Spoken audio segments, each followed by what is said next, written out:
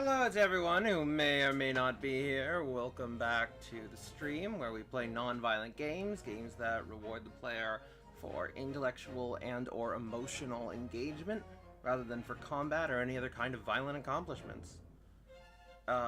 Today we're going back to the Great Ace Attorney and we're going to be defending Gina Lestrade in court.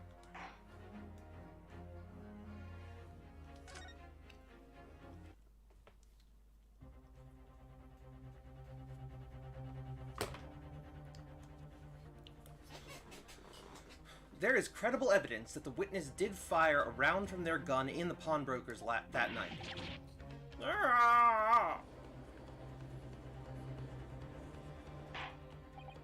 Order! How does the prosecution stand, Lord Van Zeeks?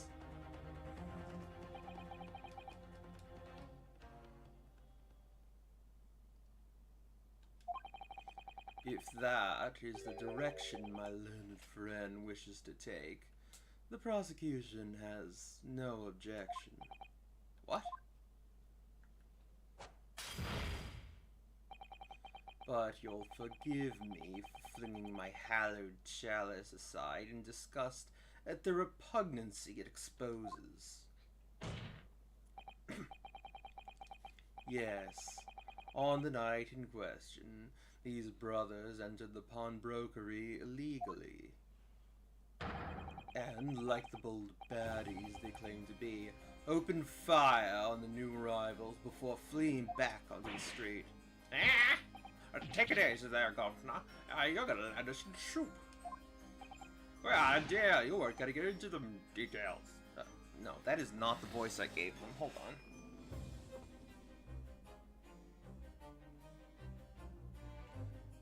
on. Again, I know they're obviously written to be, like, Cockney. But that's a really hard accent to do.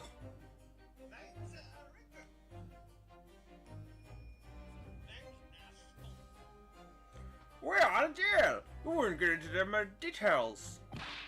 Tell them, Skulky, set the blade straight. I have nothing to add. So he knew, did he? Van Zeeks knew their testimony would almost certainly expose the extent of their crimes. It would seem now that I owe my learned Nipponese friend a word of gratitude. What do you mean? What I mean is that you have helpfully confirmed an important fact. To what fact do you refer, Lord Van Zeeks? As has been established, at the point of their arrest, a single shot had been fired from the brother's gun. However, if that shot found its target in Mr. Shoves, then clearly these witnesses cannot be accused of the fatal shooting of the proprietor and victim. Huh! In other words, these two men have no material connection to the murder of Mr. Winterbank at all. So that's it.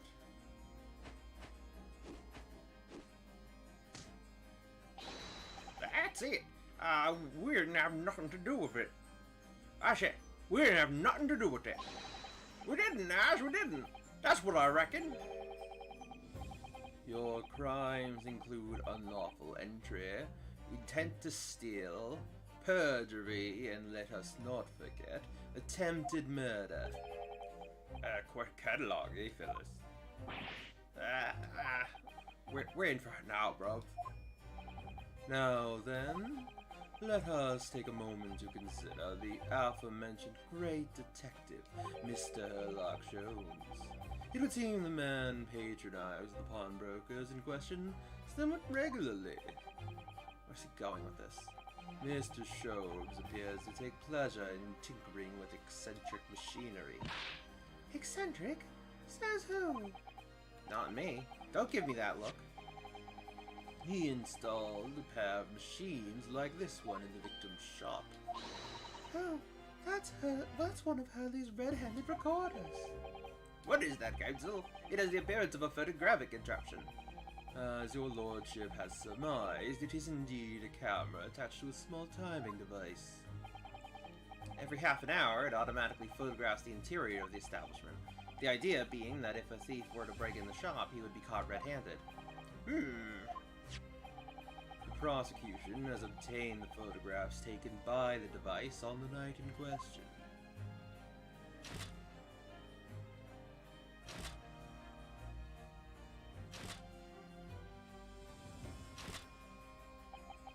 As the court will observe, copious identical prints are produced in a quite desultory fashion. Rather prodigal, I fear. In fact, there are 2 such devices in the victim's shop, my lord. If I may refer the court to the plan of the premises, their respective positions are here and here. You say that these cameras produce a print every half hour. I'm afraid I fail to see how that would help if the anticipated thief conducted his activities in one of the many 30-minute intervals. One can only pray that would-be criminal lingers, my lord. On the night in question, the witnesses currently in the stand were not caught on camera. That's a bit of fried tucker, eh, bruv? Lady Luckers is a skulking. With witnesses, at what time did your trespassing begin? Must have been just after 1. Yeah, right, bro? Must have been, Ash. Must have been. Yeah, just gone 1. In which case, minutes before these brothers entered the establishment, what scene might we expect to see within the shop? Let us examine the evidence. Good lord! It's the defendant! Miss Gina Lestrade!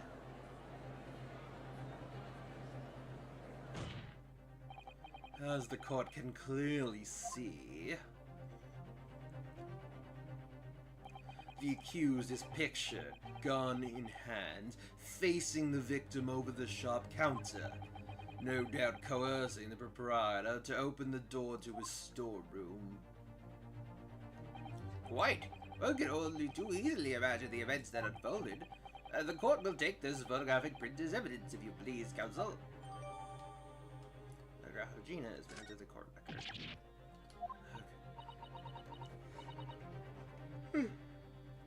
Okay. I don't believe it. Ginny. In short, the accused is the only person who could have possibly killed Mr. Windibank. Ah! I say my lord, who is this?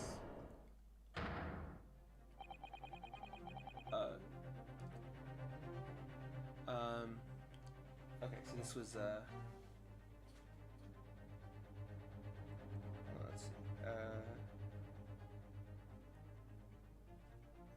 let's see, let's see, yes. Where are you?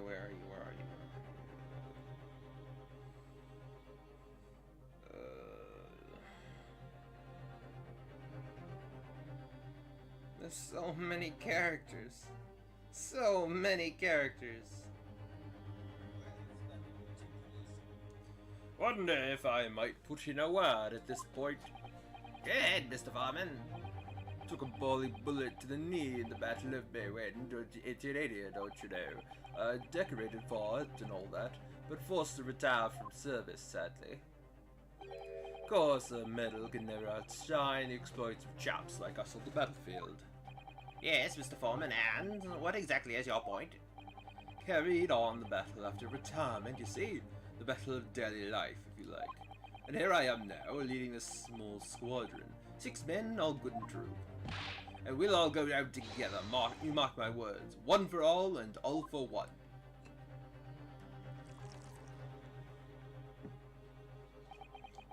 Ladies and gentlemen of the jury have reached agreement, have they? Is that what we are to understand? Well, Mr. Foreman, is that correct? In a manner of speaking, yes. In a manner of speaking, yes. That is the Garden Squadron's position, sir. What? No! It's too soon to make a judgment here. Status report for the court, men. On the double.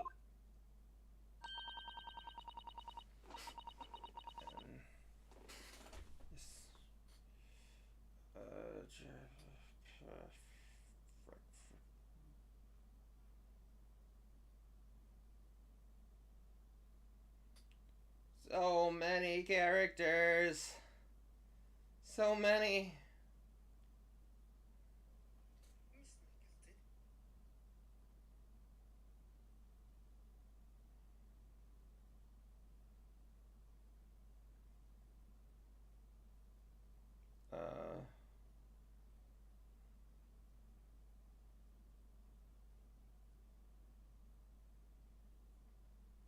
Okay. His lordship insists on promptitude at all times, and that goes for making decisions, too.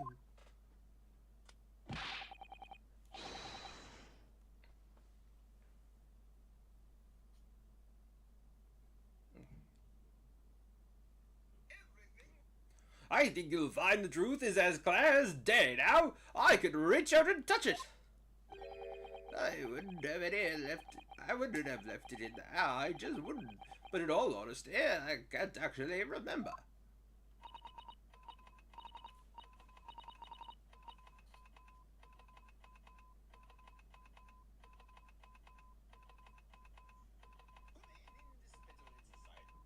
Situation clear. Stop. No room for doubt. Stop. Truth now undeniable. Stop. I am very sorry for brothers. They are unlucky. Very well. I now call upon each member of the jury to state his or her leading in this matter. I announce your considered verdicts to the court. Guilty. Guilty. Guilty. Guilty. Guilty.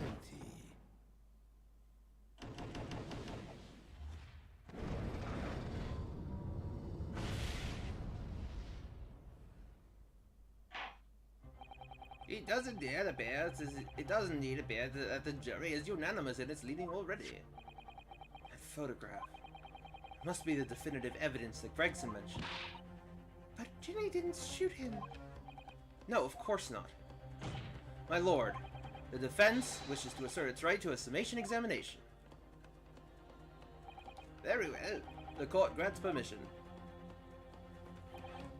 So, you refuse to admit defeat again. How unsurprising.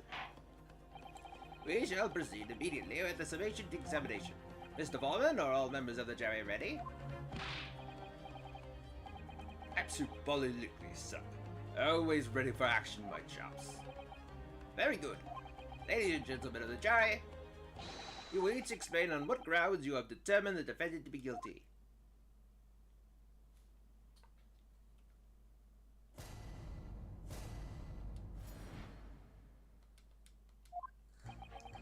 All the evidence clearly points the finger of guilt at this young pickpocketing. As a housemaid, I would like to see all filthy eyesores promptly and rigorously eliminated. I think you'll find that if you look at the photograph in stereo, the truth will just pop out. If I have left it in there, I should think there'll be repercussions by now. Mind made up. Stop.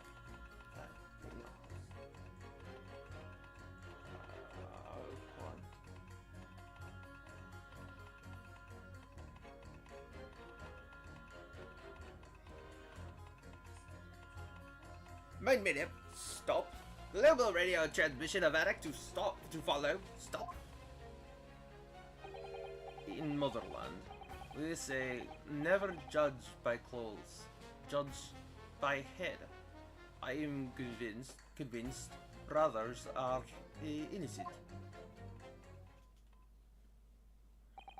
The circumstances of the crime and the evidence do indeed implicate the defendant rather comprehensively. The storeroom locked from the inside, in which the victim and the accused were discovered alone. in the accused's hand, the fatal revolver, the firing of which was heard by these witnesses. And not to mention this print. Take it from a chap who's seen action on the battlefield. That young girl's on the verge of pulling the body trigger. Thanks a lot, Mr. Sholmes. Oh dear. How these cameras were supposed to help, not hinder. I'm afraid I think you have an uphill struggle ahead of you. But Gina didn't shoot Mr. Winterbank. Which means there's more to this situation than we've yet to see. Agreed. You have the floor, Counsel. Proceed with the summation examination.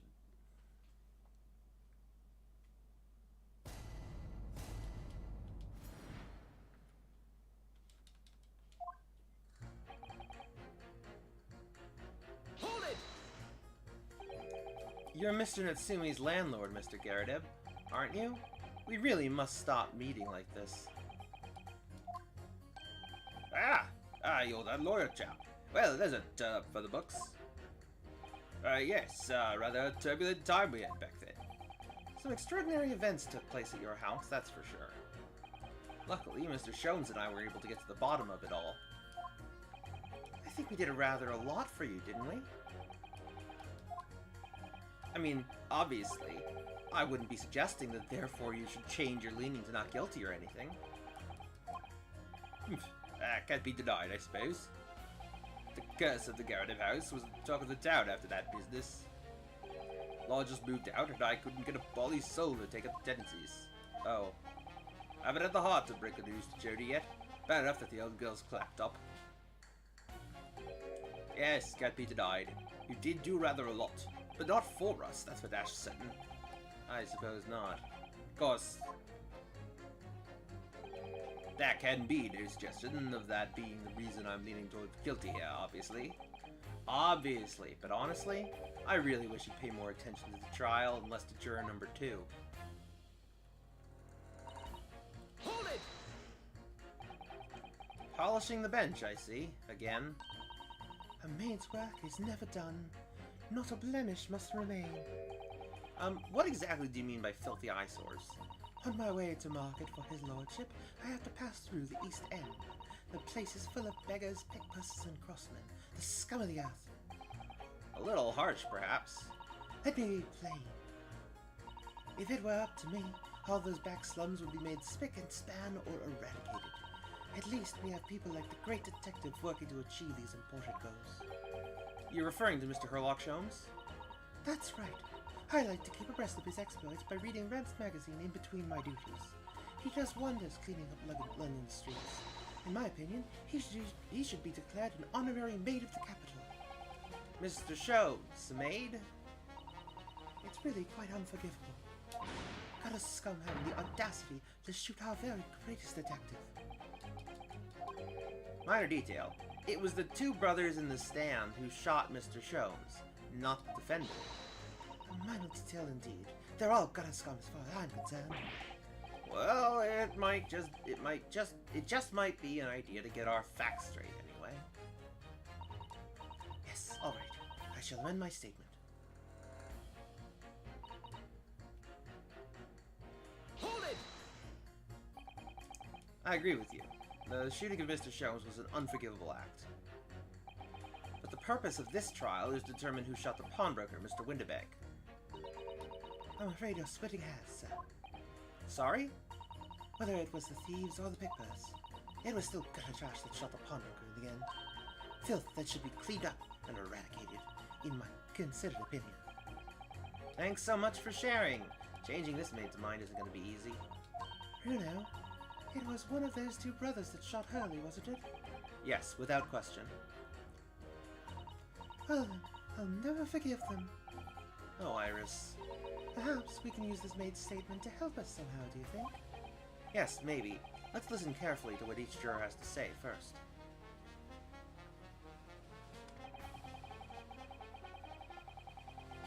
Hold it! What do you mean, look at the photograph in stereo? Sorry, what? Don't you know? If you look at the photograph normally... It looks as though the pickpocket girl is about to shoot the victim, obviously. Protection. There's no indication that the defendant ever fired the gun. All I'm saying is that if you look at the same printed stereo, it could reveal all sorts of new information. By any chance, are you a fan of stereoscopes? Oh, how did you know? Let's call it a lucky guess. It never gets old, seeing the two prints merge into one before your eyes. It's extraordinary, it's captivating, it's the height of modernity. Of course. Oh, yes, I think you'll find that the stereoscope here stereoscope is here to stay, giving us new perspectives of what we could... giving us new perspectives we could only dream of before. It's the greatest invention the world's ever seen. Only it could give me a new perspective on this case, I might agree with you. If I have left it in there, I should think there'll be repercussions by now. Hold it! What exactly have you been muttering about all this time, sir? You keep talking about having left something somewhere or something like that. So sorry. As you can probably tell, I'm a surgeon. A surgeon? That totally passed me by. Of course, people conducting surgery in this country are considered to be doctors, aren't they? Even though me and my kind are at the forefront of medical science, the real brains in the field. What is it you think you've left behind? Well, it's a little embarrassing, to be honest. You see, I was operating on someone yesterday. Standard thing. Went in through the abdomen. But when I'd finished the procedure, I couldn't find my scalpel anywhere. What? Did he? Surely not. Exactly. Surely not, you say to yourself, don't you? Worrying, isn't it? That's what's been troubling me this whole time. Could I really have left my scalpel inside the fellow's belly? No, of course I wouldn't. So, there you have it. Like I said, a little embarrassing, really. Actually, I think I gave him a different voice than this. Hold on.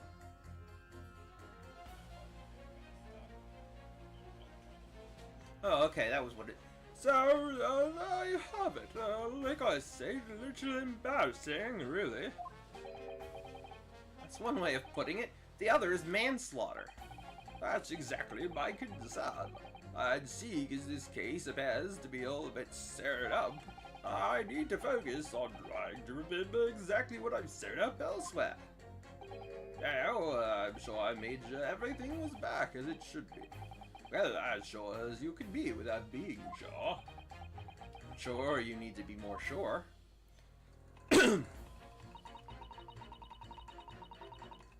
it! Sorry, radio transmission? What do you mean? Are you from the Far East? Stop. Yes, from the Empire of Japan. All communication with the Far Eastern nations used to take place by mail. Royal Mail steamers take more than a month to complete the journey. But now we have the electric telegraph, so we can send messages using electrical signals. Thousands of miles of cable have been laid along the ocean beds, connecting the entire world. Thousands of miles of cable? On the ocean bed? Makes my head hurt just thinking about it. You are well informed, young lady. But cables will soon become a thing of the past. Stop. And just when I was starting to catch up. Radio transmission is the future. Stop. Messages carried over airwaves to 4 corners of the globe. Stop. Excitement grows. Stop. Atmosphere. Electric. Stop. Right. Try not to wear out your fingers. Era of wireless telegraphy. Stop. Driving technological revolution. Stop. And people say inventions like the stereoscope are the height of technology. What a piffle. I can't understand it. I really can't. They're just silly toys. Yeah, of course he's upset. Excuse me.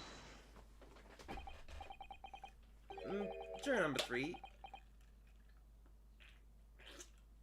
Sorry to interrupt when you're obviously fuming, but... What? So perhaps there's something to say about Geronimo's 5's last remark. As if I couldn't guess. Oh, you bet I do! Say that again, go on! I dare you! Goodness, are you talking to me? I think he just might be, yes. You think stereoscopes are as toys, do you? Eh? Absolutely. I mean, really. A machine to view photographs in 3 dimensions. Why on earth would you not just use your eyes to look at the world around you? It's all 3-dimensional. Yeah, that's definitely better. It's all 3. Why on earth would you not just use your eyes to look at the world around you? It's all 3-dimensional.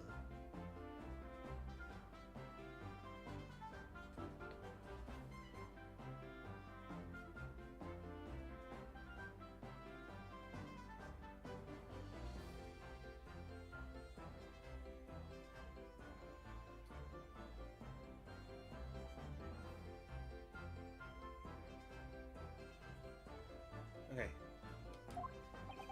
What a great way to appease the man. No, I'm sorry. Stereoscopes are of no practical use at all. I just don't know. Pardon? I think you'll find that viewing a photograph through a stereoscope can unlock all sorts of possibilities. I'm obviously going to have to demonstrate. What sort of possibilities? Well, take a crime scene, for example. If you had a pair of photographs from a crime scene that you could view through a stereoscope, it could reveal hidden clues that you've never even noticed before. What? Have you got any, Runo? Any prints we could look at with a stereoscope? How about this print here? It should do the trick, I think.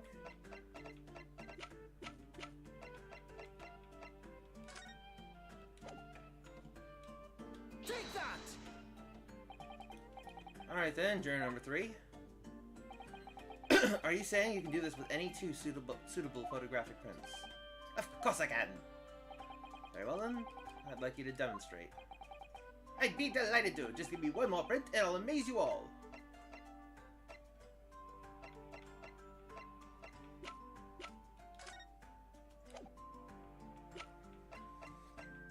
Let's see.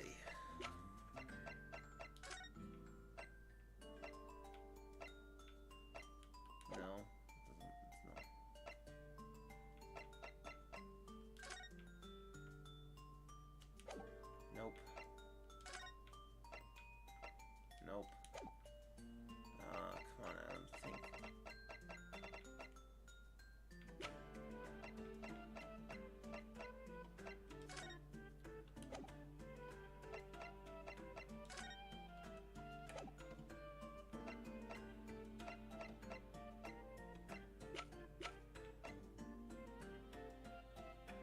Take that! Wait, sorry? What do you mean, one more print? Oh dear, oh dear. Don't you have these in the Far East? Don't you know how stereoscope works? No. What? You need 2 photographs for a stereoscope, remember? You know, one for the left eye and one for the right. Oh yes, I remember now. The print we have from the pawnbrokery is just a normal photograph. No, I think you'll find that the clue is in the name. It's a stereoscope, not a monoscope. You always need 2 prints. Thanks for the friendly explanation. Well, if we obtain another print at some point later in the trial, we can always show it to this young man then. Ha ha ha! I think you'll find that know-it-all expression is really starting to annoy me. Let's get things back on track, shall we, Counsel?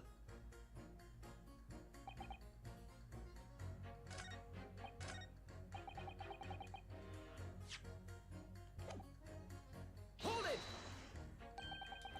Can it really show up any new clues, though? Don't know unless you try! Oh, okay. Sorry. Take that!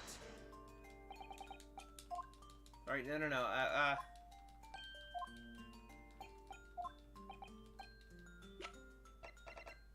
Take that!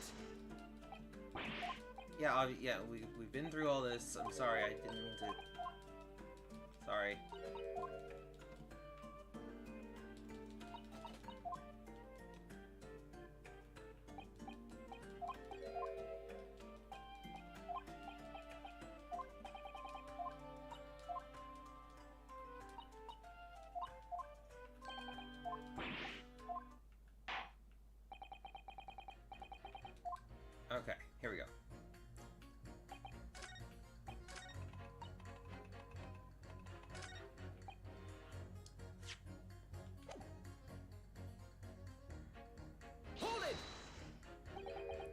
Please tell me you're not villain Bolshevik. The Russian revolutionary. Revolutionary? Ah, I believe there is such a rumor. It's just a rumor? Let's just see. I have unfortunate appearance. I look like a vicious criminal. Your words, not mine. You want to just want to point that out. People call me revolutionary, murderer, autocrat. And which glove fits? Good day. I am visiting London for sightseeing. I would like to take a bus to Crystal Tower, please. Right, that didn't sound staged at all. You'll forgive me for having my doubts. To be treated like a vicious criminal all the time is very painful. People do not realize. So I have much sympathy for these brothers. People say they are criminals only because of how they look. The Skulkin brothers? Duh. Maybe they went inside pawnbroker's shop. But they have done nothing wrong. That is all that I want to say. Skulkin brothers did nothing wrong that night? Alright, well first of all, that's one not so little misunderstanding I'll need to clear up straight away. Tell me something, Iris. What is it, Runa? The jurors are chosen at random from the inhabitants of London town, aren't they? Yes. It's amazing, isn't it? In that case, how is it that there's a Russian tourist sitting among them who looks for all the world like a revolutionary? I wish I knew. If I can't change the minds of more than half of these 6 jurors, the trial will be over. We know that Ginny would never shoot anyone. Yes, so we need to find contradictions in what these jurors are saying and pit them against each other. I must be ready to go to whatever lengths I have to convince them of Gina's innocence. Here we go. Objection!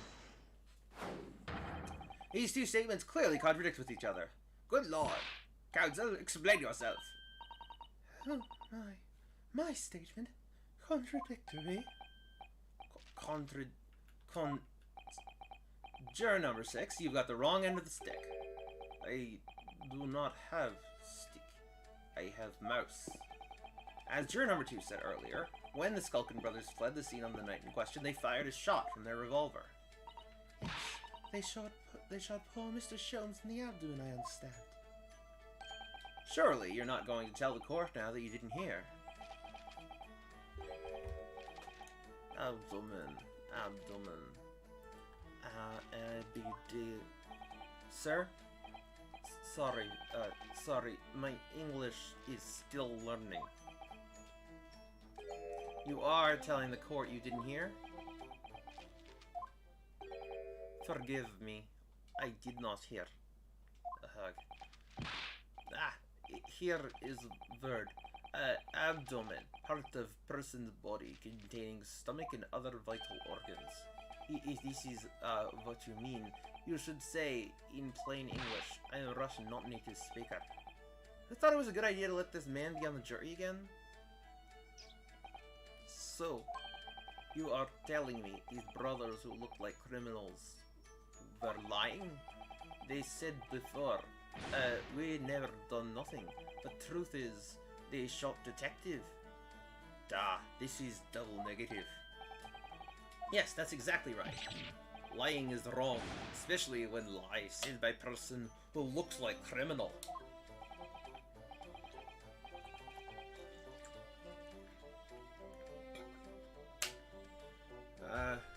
Coming from you, that seems surprisingly prejudiced.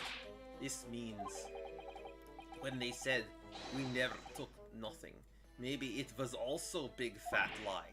Is this true? Well, according to the police report, no stolen goods were found, so enough. I trust no one now. It's not the mouse's fault though, sir. I must see with my own eyes. I must investigate crime scene myself. I'm afraid that won't be Yes, it is, Runa. Easily. Sorry? With the prints from Hurley's red-handed recorder. If you compare the print that pictures Ginny and the next print from half an hour later, you'll be able to see straight away if anything was taken or not. Hooey, Mr. Prosecutor. Tut, tut, tut. Ah, tut tut, calling on the prosecution in the middle of a summation examination of all types. The print showing the accused threatening the victim after she broke into the shop is this one. Following this, the victim and the accused moved into the storeroom. Meanwhile, the Skulkin brothers entered the shop and summarily heard the fatal gunshot ring out. Sadly, none of these events were ever captured on film. This is the print produced by the camera half an hour later, after the brothers' flight.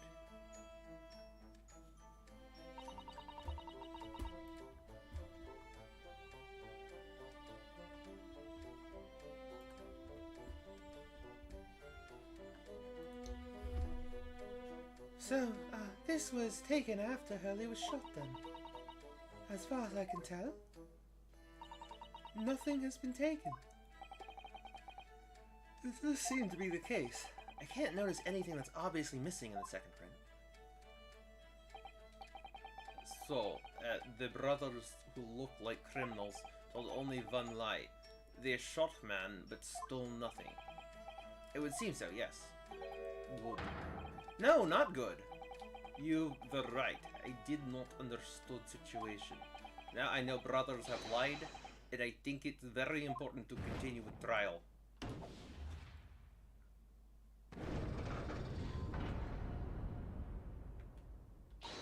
Yay! Well done, Bruno. The balance is shifting. Well, it's a start, I suppose. But there must be more in what these jurors are saying that I can use to expose the truth. And if I can do that, we might just turn the situation to our favor still. Thank you, counsel. Continue with the summation examination. And kindly hand that new photographic print to the bailiff to be filed as evidence. Shooting photograph. And now we can go back to juror number 3, I think it was? Or 4. No, 3, I think. Another... Yep.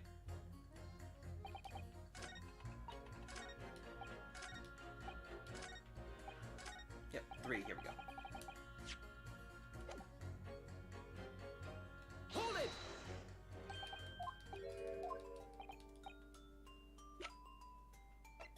Take that!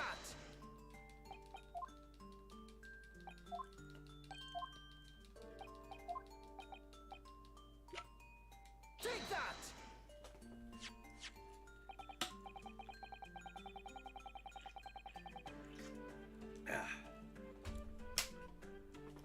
Alright, these two prints were both taken with the same camera in Windibanks on the night in question.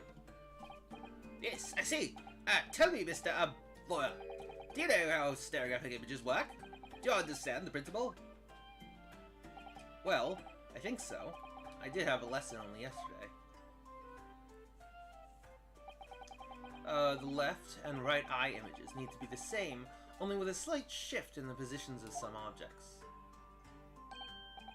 Then, when your brain merges the two images together inside your head, it notices the shift as if it were depth. Yes, exactly! It's that small shift between certain objects in the two pictures that's really important. So what happens if you use two photographs that are exactly the same then? No. Obviously that wouldn't work at all. Not for, say, the three-dimensionally, anyway. Oh, of course. Now I see. I think the young girl has discovered the secret. I have. Can you uncross your eyes before you tell me? Have another look at these two pictures from Hurley's camera, Bruno. Go on. Can you see that there's a really obvious difference between them? Of course there is. There are two people in the first and no people in the second. Well, yes, you can see that straight away. But now, try looking at the pictures in 3 dimensions. Alright, I'll give it a go. To start with, you have to cross your eyes and then try to make the two pictures overlap exactly. Let's see if by crossing my eyes I can make the quill pens from each picture overlap in the middle. Wait.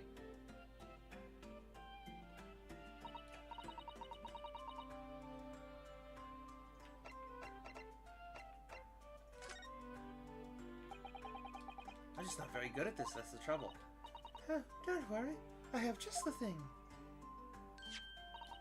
I happen to bring with me a portable stereoscope. I know I mentioned this yesterday, but if you've had that contraption with you from the outset, you could have saved me staring at Mr. Windowbank and Gina like I hate them all that time. And if you remember, I said in reply that it's much more satisfying to be able to see the effect with your own eyes. Anyway, why don't we try using this helpful little aid now? Here goes.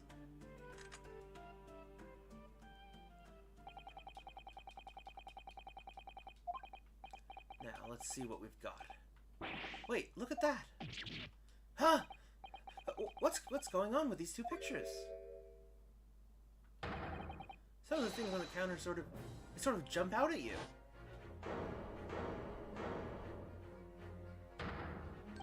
Yes! See, that's it, you see. That's the other amazing power of stereoscopes. Other amazing power? Is someone going to explain this, black magic, eh?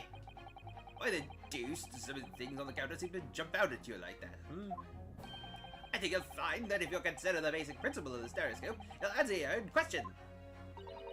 Basic principles of the stereoscope? As I said before, if you try to look at two identical pictures using a stereoscope, it won't work at all. It's the slight shift in the positions of certain objects that lets you see pictures three-dimensionally. In other words, even though at first glance it seems the objects on the counter haven't moved at all between two pictures, this shows that actually there must have been a slight shift in their positions. Yes, there must have been.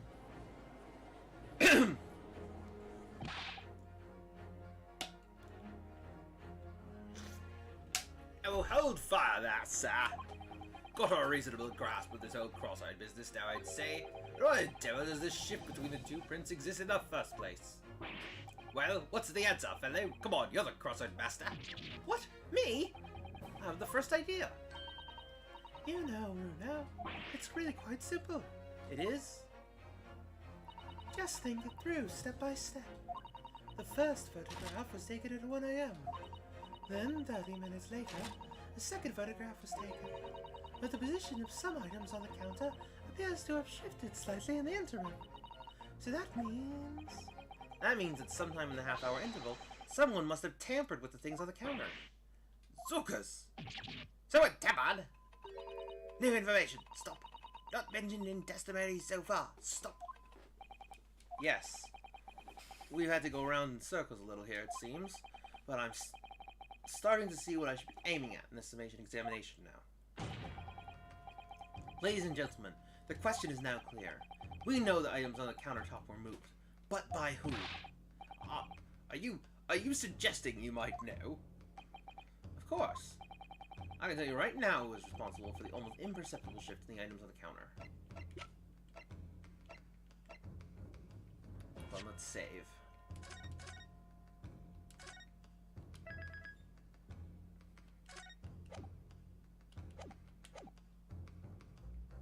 Take that! It was the witnesses currently in the stand, the Skulkin brothers. Wait, this does not agree with what brothers said in testimony before. They said they did not even have time to pull dukes from Lucy lockets. My phrase book says dukes is meaning hands, and Lucy lockets is meaning pockets. But is this another lie? Is this what you are saying? Yes, I'm afraid so. Now, hold on a minute. You can't be sure of that. I quite agree. The accused is a common pickpocket. It's perfectly possible that she went through the things on the disc to see what she might steal. I think that's unlikely. And why exactly? As you can see from this photographic print, the defendant was pointing a gun at the victim. It would seem, as my learned friend indicated, that she was coercing Mr. Windibank to open the storeroom door. In other words, Miss Lestrade's interest lay within the storeroom, not in the main shop, giving her no reason to touch anything on the counter. All of which points to one thing. The Skulkin brothers have omitted key facts in their testimony. But the accused is a pickpass. Common gutter trash. Why look any further for the wrongdoer here? Because the Skulkin brothers are thieves, madam. No better, in fact, worse, than a pickpurse. I believe that these brothers were looking for something on the victim's counter that night.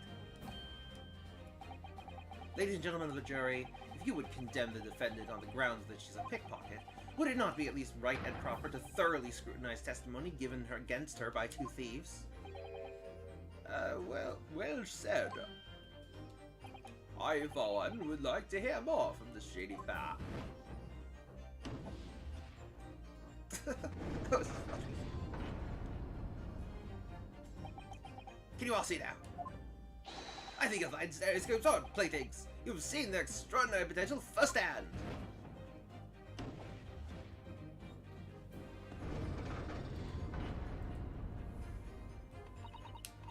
Oh, heartily agree. Stop. Must purchase after trial. Stop. Will return home via Regent Street. Stop.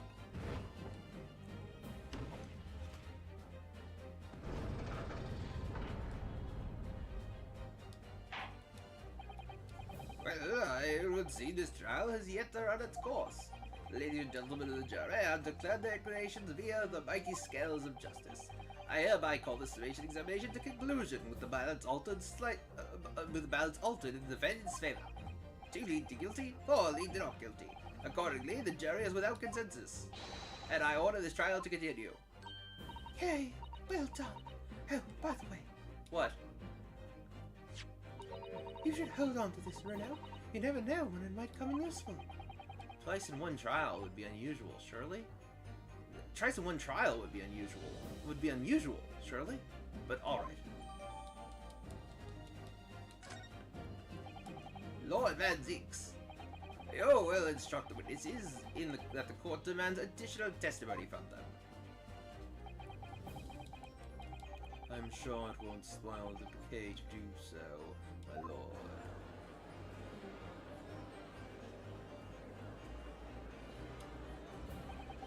Won myself another chance to probe that pair about their activities that night, at least.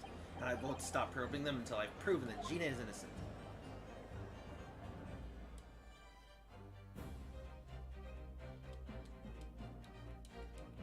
Alright, let's keep going.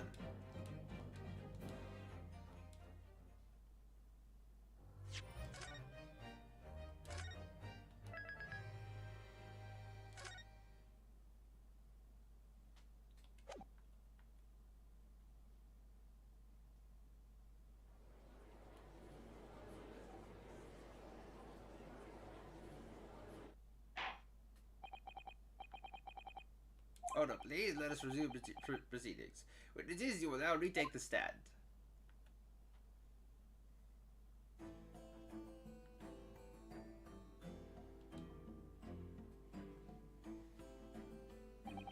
I presume you heard the defense counsel's summation examination? Yeah, Governor. I did, Gov, I did. Mr. and Mr. Skulkin. God, blimey! This is going to be hard work. Earlier in this trial, you gave the following testimony about your actions after you entered Windibanks. Well, it was Bedlam's ass, wasn't it? I was, Nash, it was. I didn't even time to burn my dukes out with Lucy lockets. However, that was a lie. You brothers. God, blimey! Or, I guess it would be God, blimey! considering I gave the smaller one the higher voice. On the night in question, you rifled through the items on the victim's counter. We never done nothing of this, so how'd you figure that out?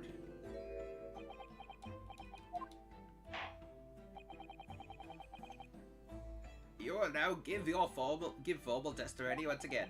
You will tell the court precisely what happened all night in question, and this time you will tell the truth.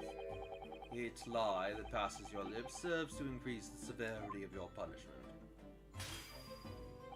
And that, gentlemen, may deal a crushing blow to your chances of ever seeing the light of day again. Thought worth pondering, perhaps. Say no more, God, we are here. We'll blab, we'll speak, we'll beach. Say no more, God, we'll blab, we'll beach, we'll beach. Anyways, yeah.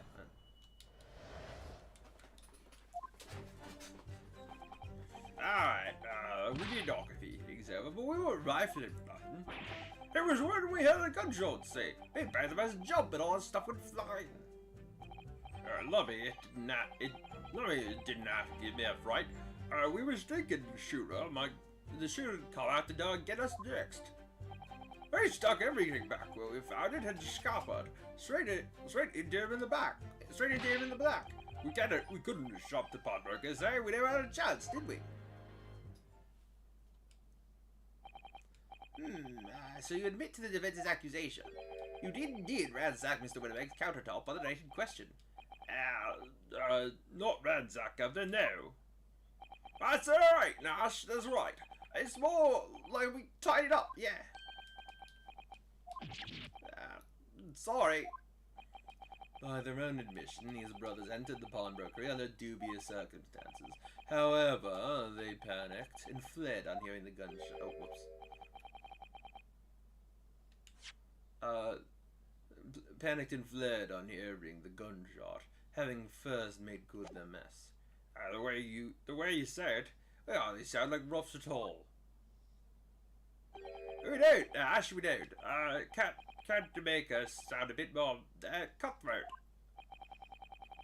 It can't just be coincidence that these men showed up at Windibank's that night. There's more to their testimony than meets the eye. I'm sure of it.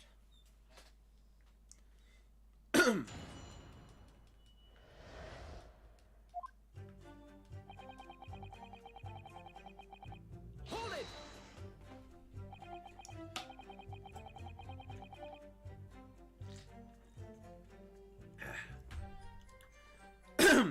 If that's the case, then why didn't you testify to that effect in the first place? Well, you know, we ain't exactly squeaky clean, are we? Ain't Nash, we ain't. If we admitted to something like that, people would think we was up to no good. Well said, Ringo, me old Gina. You know that ourselves in even more trouble. And in fact now, as a result of lying in your previous testimony, that's exactly what you've done. Landed yourselves in even more trouble. That's rotten luck. Says the rotten apple eater. Witnesses, explain your actions to the court. Why did you ransack the victim's counter? We never ransacked nothing. Right, that is right. More like we tidied the place up.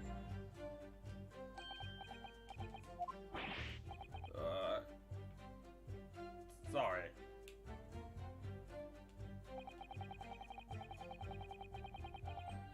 Hold it! So, what you're saying is, the sound of the gunshot shocked you so much you knocked all those big things off the counter? It shocked one of us that much, eh? This bag of nerves needs a lad to keep his shirt on. Heck, it was loud, alright, blimey, me dead granny would have woken up at the bang. At that bang. At that... My granny would have woken up at that bang. Big bruv. Yeah, seemed like a bloomin' baby and fell over on the counter. He knocked over a load of books, a candlestick, and some skull whatnot. I got tangled up in some marionette, what knocked over a picture frame, and what knocked them skulls on the floor. They really mastered working quietly then. What a racket! The granny would have been scared back into her grave at a glad out like that. So in short, the gunshot took you by surprise. And then some. I mean, it was quiet as a mouse, and then all of a sudden, BAM! Excuse me. Inspector Gregson, do you have something to add? Like I keep saying, I don't appreciate being lumped in with these scoundrels. No, something to add about their testimony. You seemed to react just now at what Mr. Sculpin said. Did it make you think of something? It's probably nothing, of course. I wouldn't boy mention it only. Well, the fact is, cases don't get solved if you ignore the little details. How about you just tell us what's on your mind? As you know, we brought these pharaohs into the yard for questioning last night, and the statement they gave then told a slightly different story to what they're saying now. Did it? You claimed you heard the victim shout something out before the gunshot. Might have, Kev, might have. Does ring a bell now you mention it. Roger, no, it's certainly a minor detail, but still, I can't help feeling like perhaps you've been a bit sloppy with your testimony here, eh, fellas? If I discover that witness testimonies has been any more sloppy than it has hitherto proven to be, I shall be forced to bring the very harshest punishment to bear against them. Easy, easy! You got it right this time. Yeah, the fact of the matter is, I've been definitely giving the wrong voice to each of the brothers. The higher voice should go to the taller one, and the lower voice should go to the rounder one, and the shorter one. That's it. Yeah, it's all coming back to me now. I'm sorry, I should not have called him the rounder one. That seems unnecessarily harsh. That's it. Yeah, it's all coming back to me now. Then speak. Supplement your testimony with whatever details are miraculously returned to your questionable minds, says. Right you are, Gov.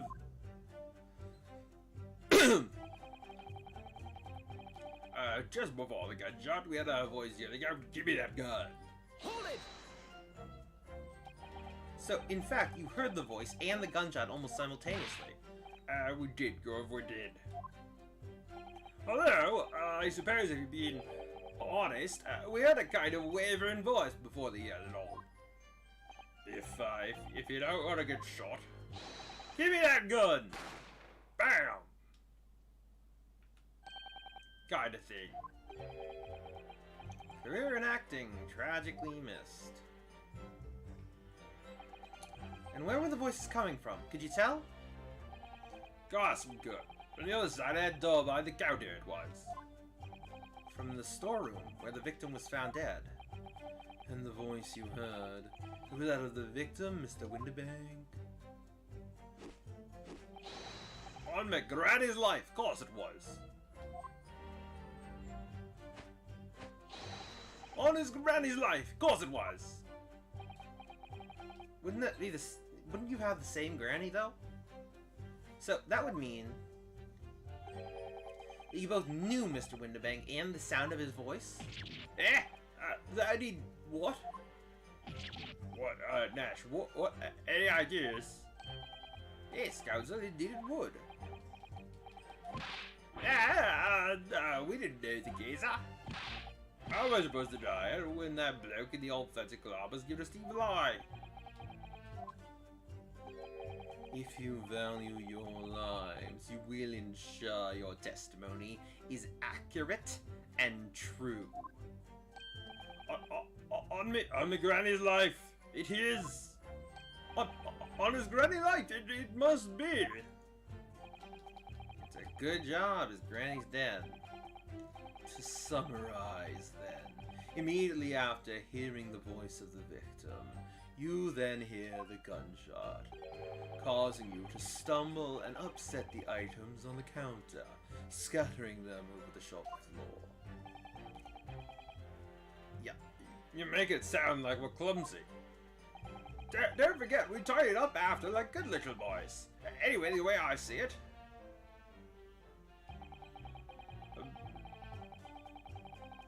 the bloke went out the place was holding a gun, so he should have just fired instead of yelling at the little girl. Hold it! You're saying that Mr. Winterbank had a gun in his hands? Oh yeah! Bet that was a sight, eh? Two of them waving guns at each other. Must have got pretty heated.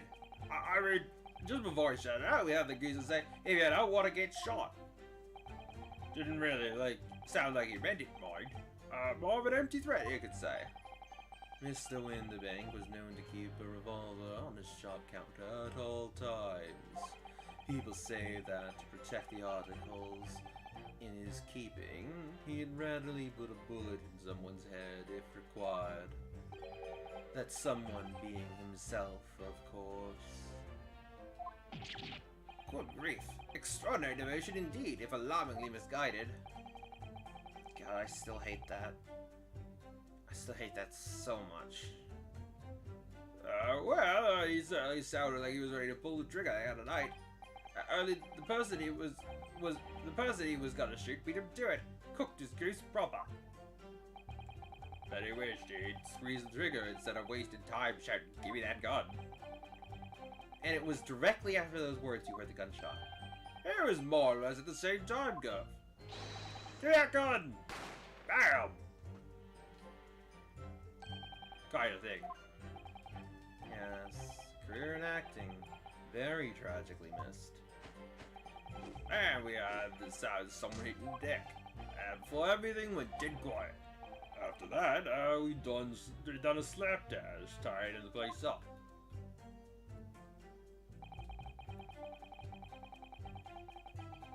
Hold it!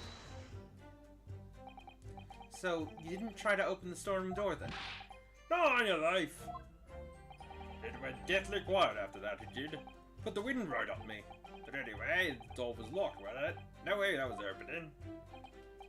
Yes, of course. It was locked from the inside, or so we've been led to believe. It was, Gov, it was. From the inside. Right! So we'd have no way of knowing what was going on now, did we? Unless there was some other way to get a view of the inside of the storeroom. Like through the keyhole, or spy hole perhaps. Don't ring no bells, don't light no lights. We had to cut and run before we noticed anything like that. We're still cut our teeth in this game, see, but one day... Well, really cut the mustard. Please cut it out. But as you know, behind that door was the victim's lifeless body, with the accused not 2 feet away. Yes, unfortunately. Gina was in there, unconscious, with the gun in her hand. To confirm, would it be correct to say that neither of you set foot inside the storeroom? That's right, Gov, that's right. Couldn't have, not even if we wanted to.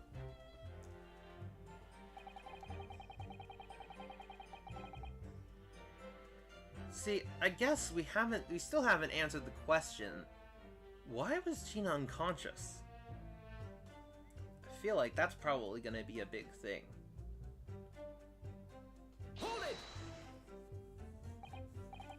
Yes, whereupon you fired a shot from your own gun at Mr. Herlock Sholmes. We was a bit hasty there.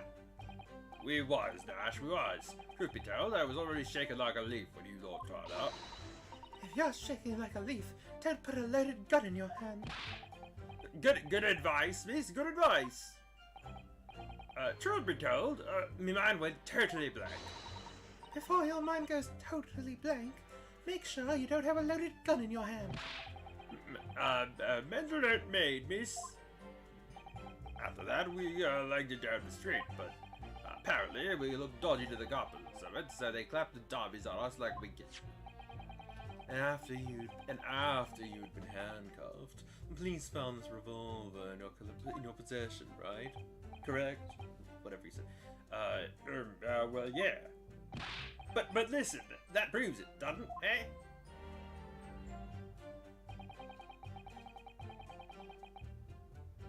Hold it! And why should we believe that? What? 'Cause it's true, ain't it? Place was totally empty when we went in. At that time, the victim was already in the storeroom, having been forced to open the door by the accused who had a gun to his head. In other words, on the night in question, these two witnesses have even laid eyes on the proprietor of the pawnbrokery, Mr. Winterbank. Correct? You've got it, mister. Down to a T. So the Skulkin brothers never actually encountered Mr. Winterbank? Is that really true, I wonder? That's it? That's the full extent of their testimony? What is it, Reno? You look very fierce. I could pour you some herbal tea if you're tired. Oh, thank you, but I'm fine. Being such a logical thinker, you'd probably laugh. But I feel as though these brothers are still hiding something. Something important. It is nothing more than a feeling, though, and no proof to support it. Well, feelings can be very logical at times. Sorry? People's expressions, the movement of their eyes, the words they choose. You can take all of that in, and your brain will quietly analyze it to come up with a feeling like you described. You've concluded that there's something suspicious about this testimony without knowing why, that's all. I think you should trust your instincts. Iris, thank you. Sometimes I think if she's 10 years old, I must be 5.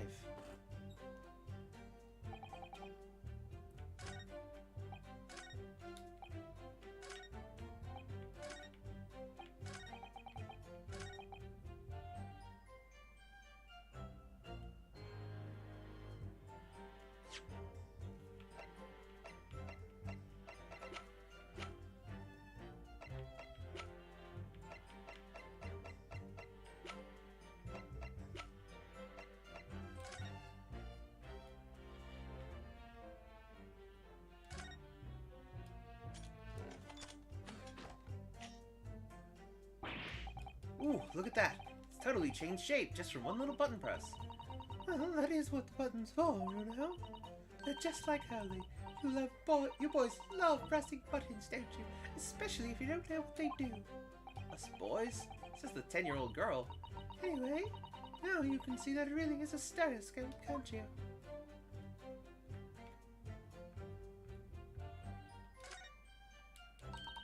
You have to pop your 2 prints in here to start with, you see? And then when you look through the eyepieces, you can see the image in 3 dimensions. The important thing to get right is the position of the 2 prints. I don't know who came up with the idea of a stereoscope, but it's really quite fascinating.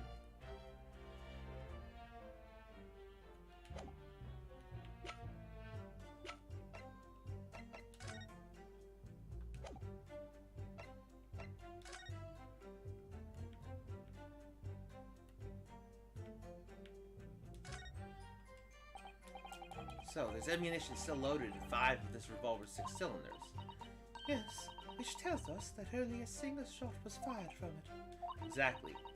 A bullet that hit Hurley, in fact, isn't it? Yes, it happened almost as soon as we'd walked in through the Winterbank's door. Hey, Deej! Thanks for stopping by! I'll make those brothers pay.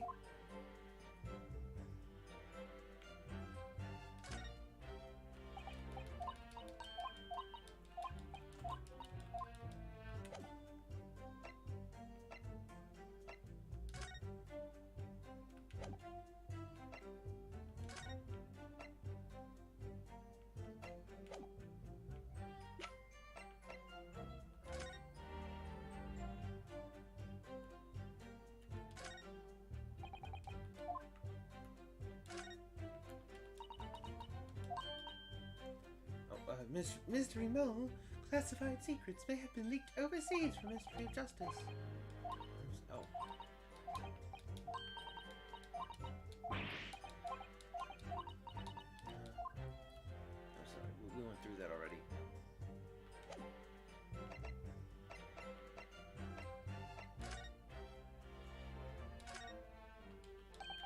The Hound of the Baskervilles.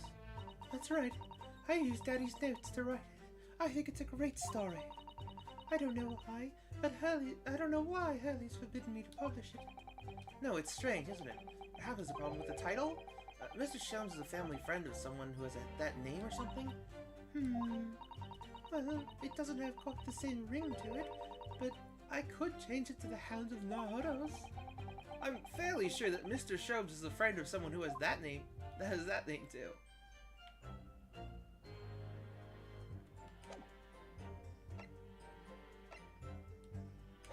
Huh.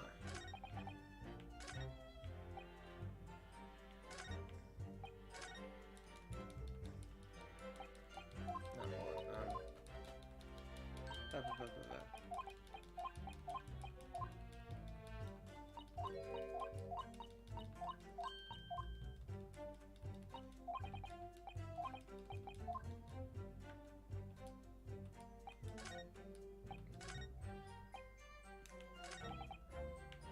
Let's see.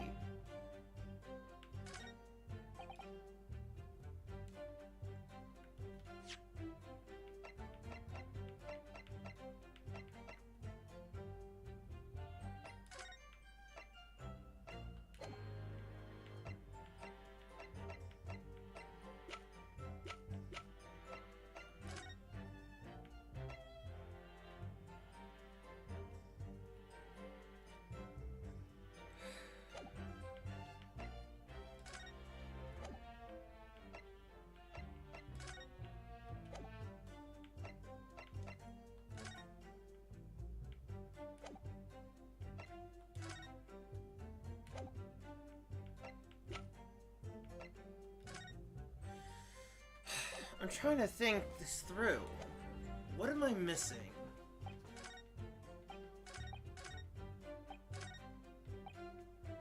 Hold it!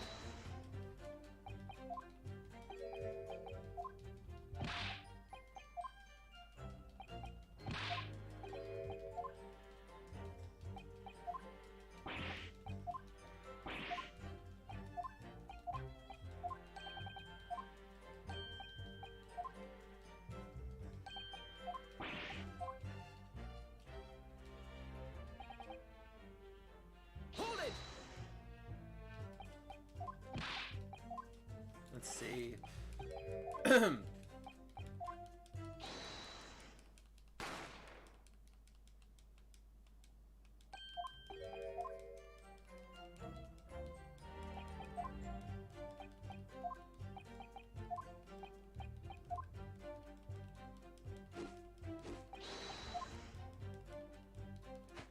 Come on, Adam. Think.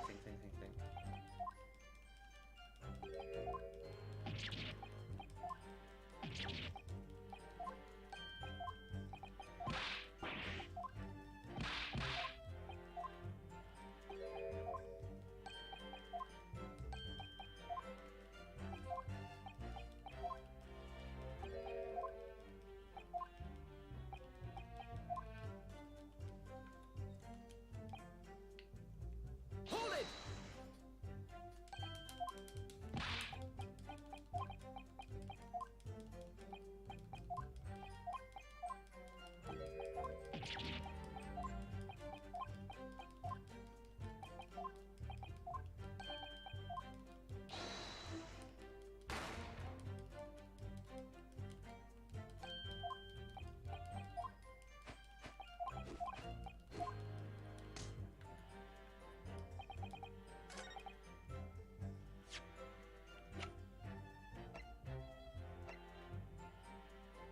Objection! Okay, here we go. You're saying that on the night in question, the victim, Mr. Winterbank, was wielding a gun. Is that correct? That's it, Gov. You've got the picture. Yes, no question. Oh, wait, no, I switched them. Never mind. And yet the photographic evidence of the time of the incident clearly shows that Mr. Winterbank was not in possession of a firearm of any description. Objection! You surprise me. Does the defense really need to highlight evidence that compromises the position of the accused even more?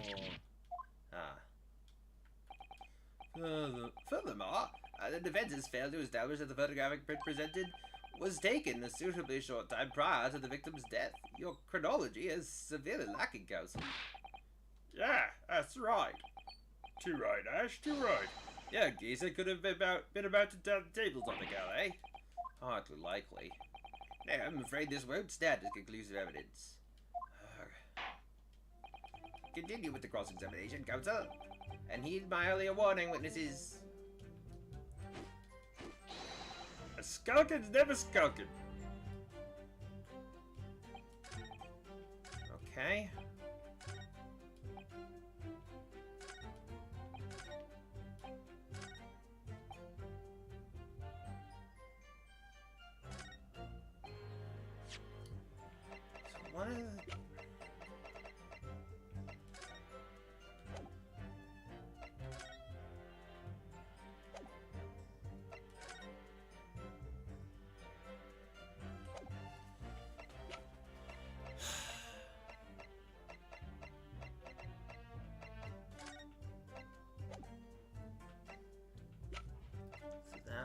right?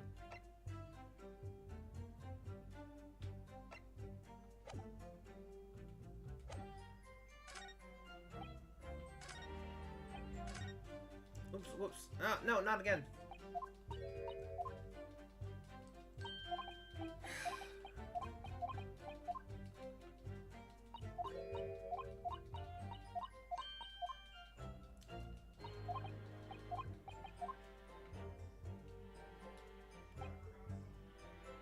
Okay, let's see. Okay.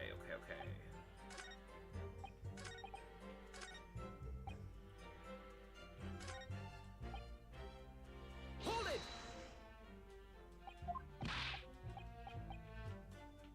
Excuse me. Oops, sorry. Inspector Gregson. I can't bear. I haven't got time to stand around in a blooming stand. I need to get back to the yard. Who knows what's kicking off a swat around here? Are you referring to the emergency you've been talking about yesterday? I haven't been talking about anything of the sort. That's a top secret assignment, that is. Says the detective at full volume in the courtroom at the public gallery. Well, anyway, point is, you need to get this trial over and done with as quickly as possible. Yeah, so, okay.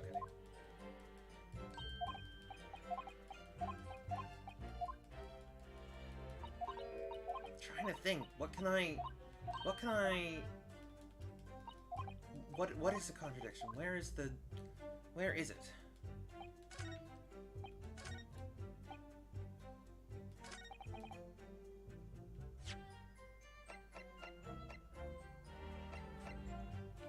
Come on, Adam. Think.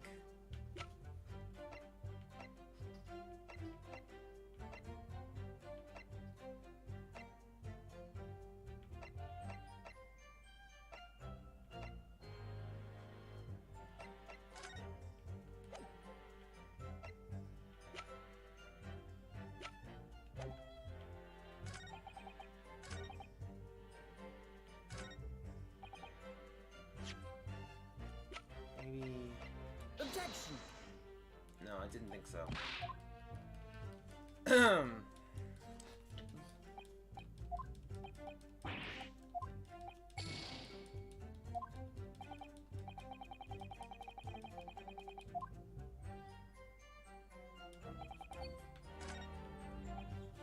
In my head and come at it from a different angle. Let's see.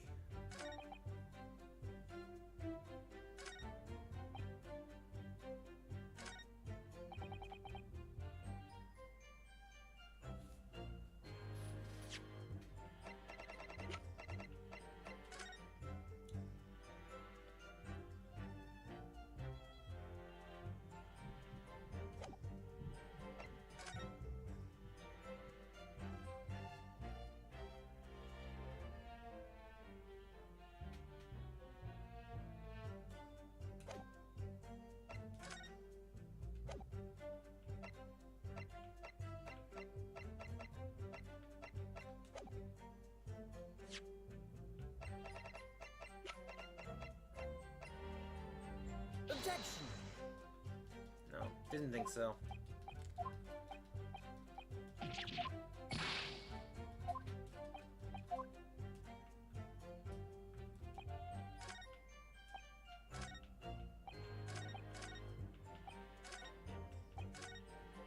No, wait, no, I did this again.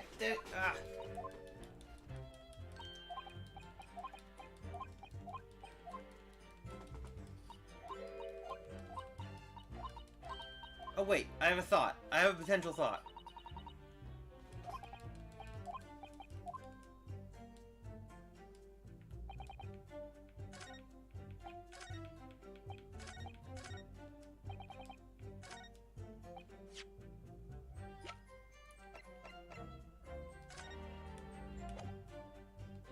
Objection! No? Dang it, I thought maybe since it was a full half hour between those two photographs that would mean they had a chance, but I guess they don't because, you know, they couldn't get into the damn thing.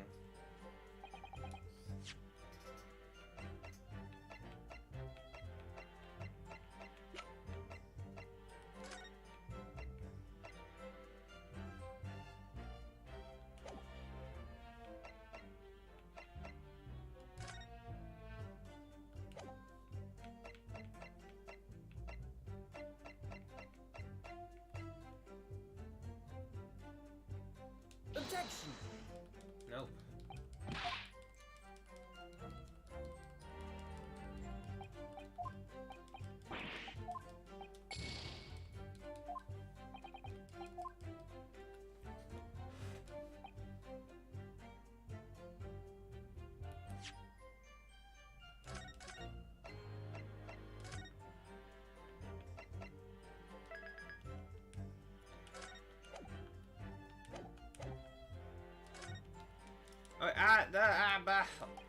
Again! Did it again.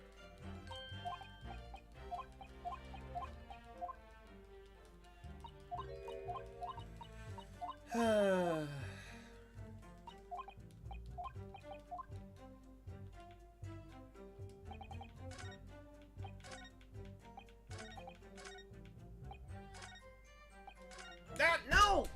Ah! I did it again!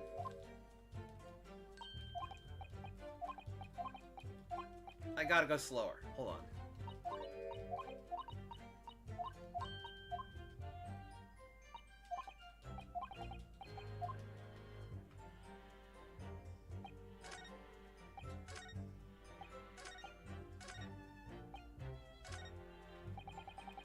Okay, there we go.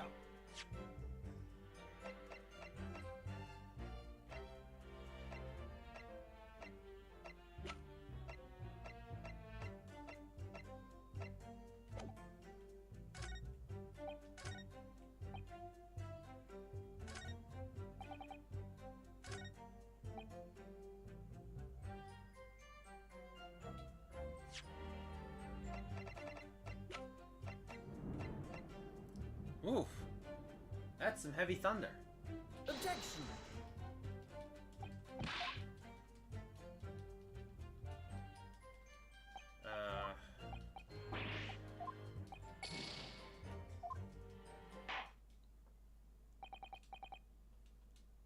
Yeah. Thank you, girls. As I've seen enough according to the bounds vested in me by my Majesty the Queen, I do declare no further examination is necessary. As such, I shall be requesting the final decision to the members of the journey. Absolutely, my good sir. Then please announce your findings to the court. Guilty. Guilty. Guilty. Guilty. Guilty. Guilty. Guilty. Guilty. Guilty. Guilty.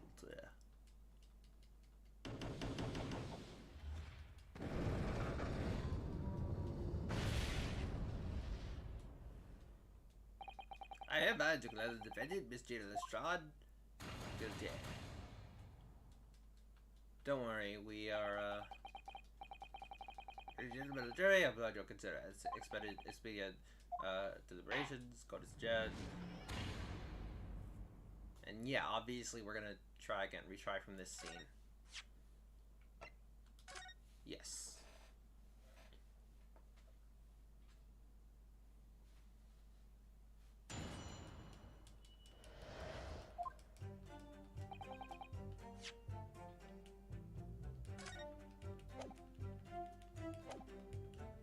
Hold it!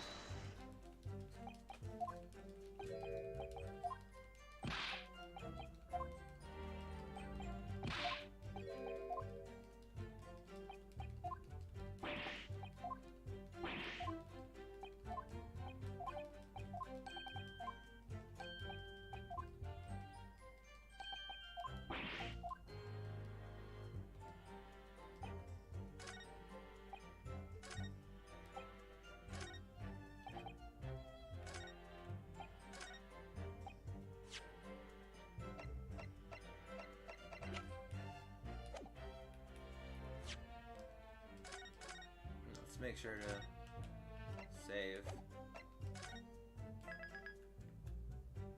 I just can't think what the contradiction is.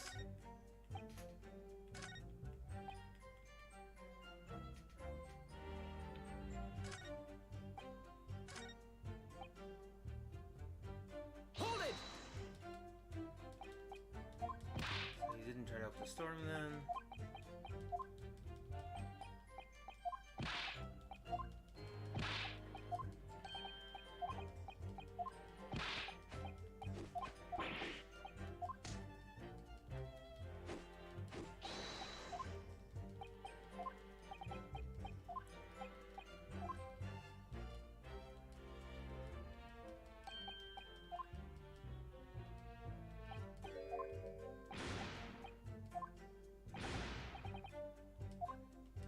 That could be it. Maybe? Wait, no, I tried this actually.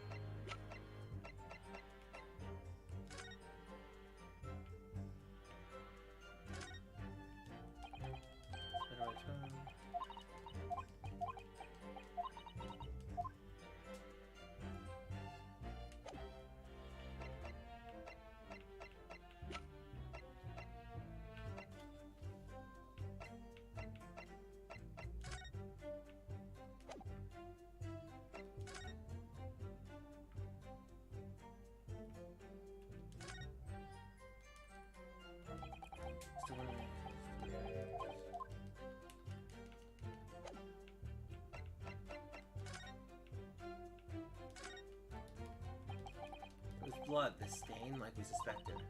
That's right. And these wonderful concoctions soon prove that. I don't suppose... Gina couldn't have been wearing leather gloves that night, could she? She would never wear gloves. She's a pickpocket. She relies on being able to feel with her fingertips. I could be wrong, but I think I'm being told off.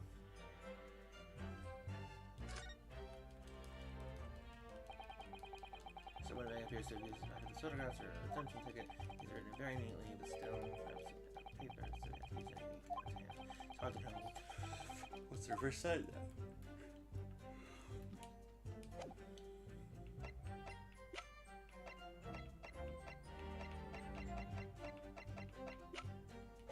What evidence do we have that could...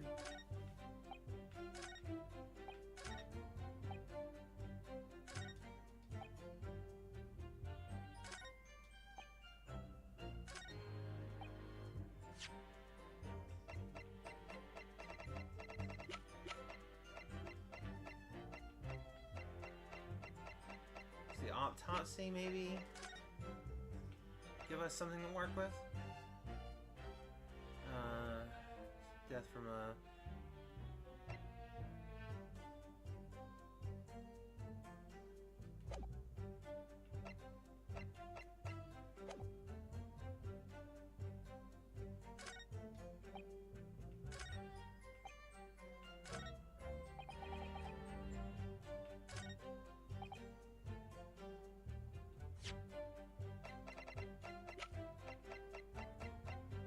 Objection! Nope.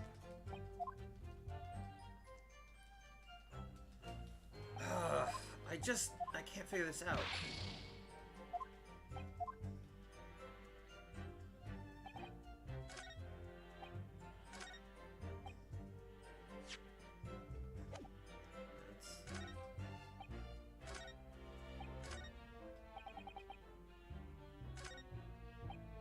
This one we had the gunshot scene.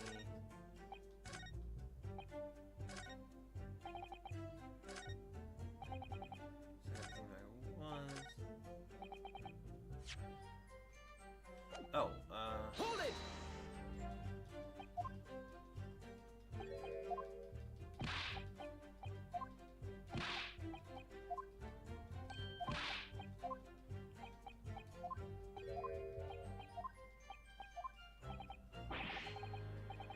Is that right?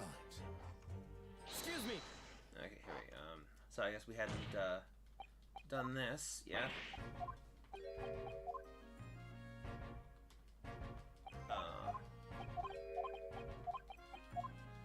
Let's see.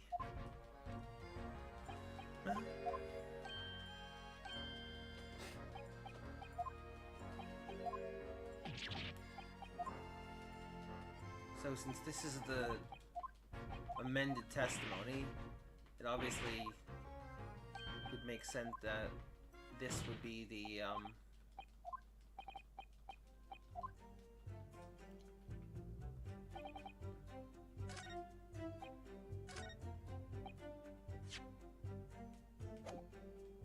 Hold it!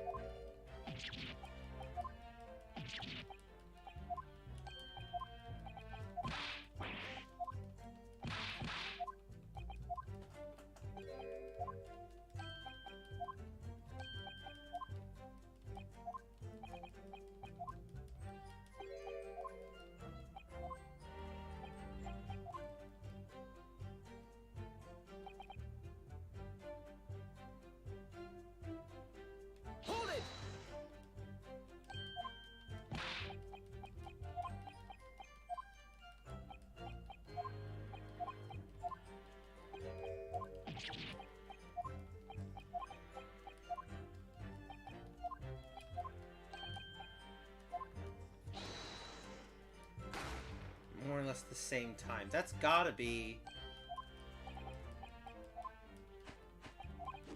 Right?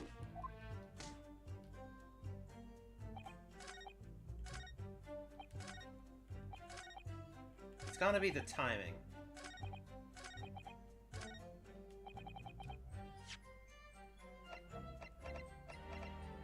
Right?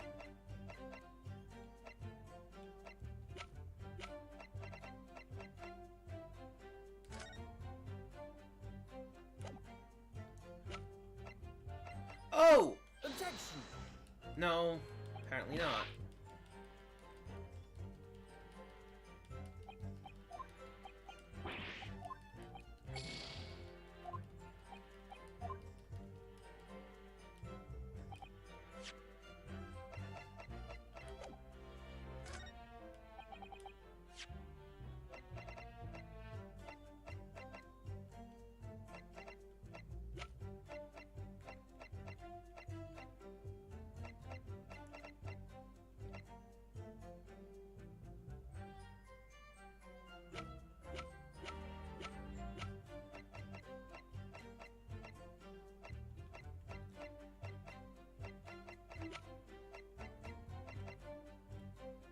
Objection!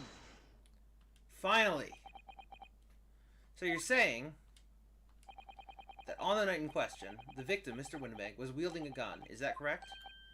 That's it, Gov. You got the back shot. Yes, Dash, yes, no question.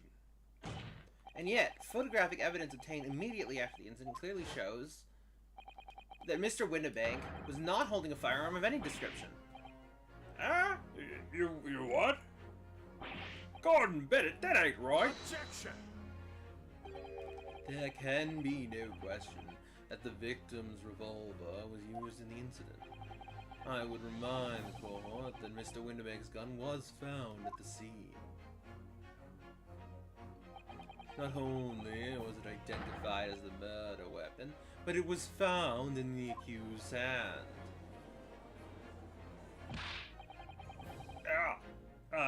That Molto, used the victim's own gun to finish him off. Give me that gun! Boom! Kind of thing. Hold it!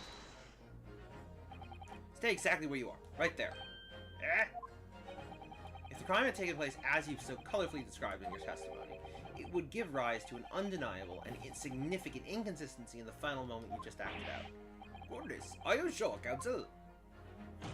You intrigue me, my learned friend. But let's see some evidence to support your claim. Where's the proof that demonstrates this inconsistency in the witness's portrayal of the final moment?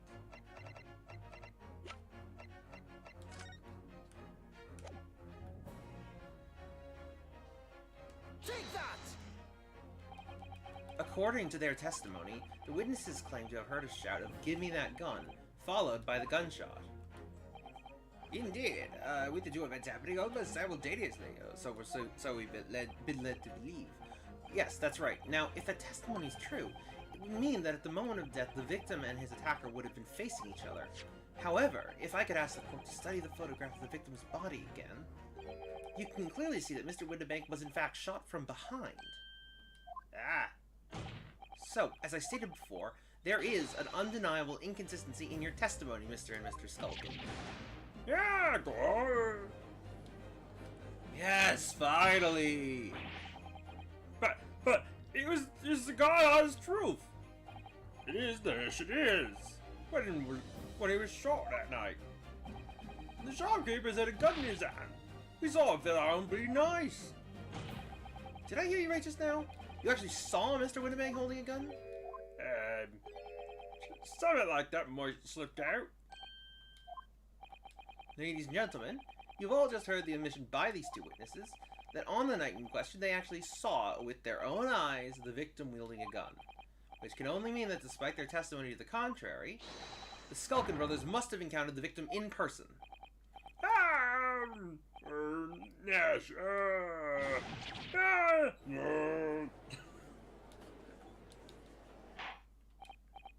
Order, order, order! Witnesses, explain yourselves at once. Well, the thing is, we're supposed to, It would seem that my previous warning fell on deaf ears. I made it quite clear that false witness would be the death of you. Am I to understand that you replace the untruths of your original testimony with renewed lies? Ever so sorry, Governor. The truth is, we, cut it out, Ash, cut it out. If we blab now, you know what it'll do to us. Hey, what are they talking about?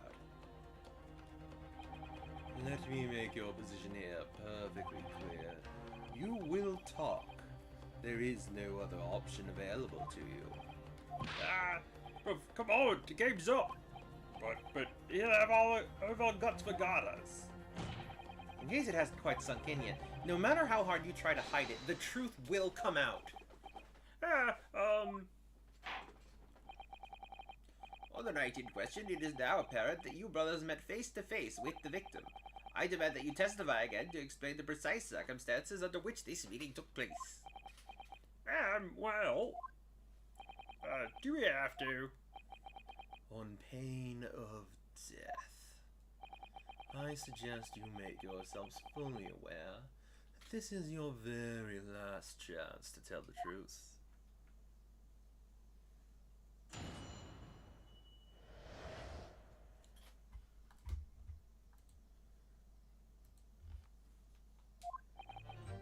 Alright, so, okay, we just got inside the gaff, and he just saw a relief when the geezer showed his mug.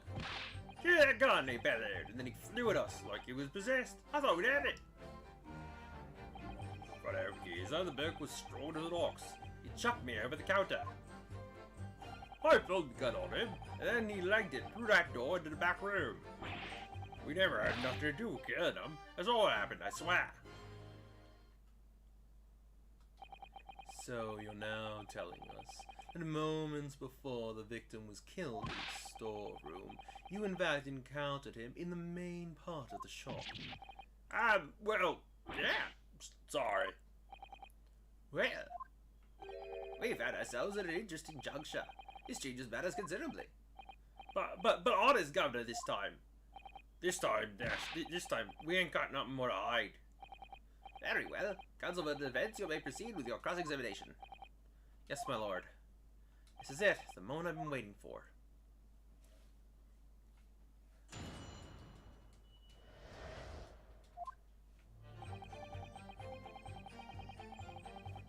Hold it! When you say geezer, I presume you mean the victim and proprietor of the shop, Mr. Windibank?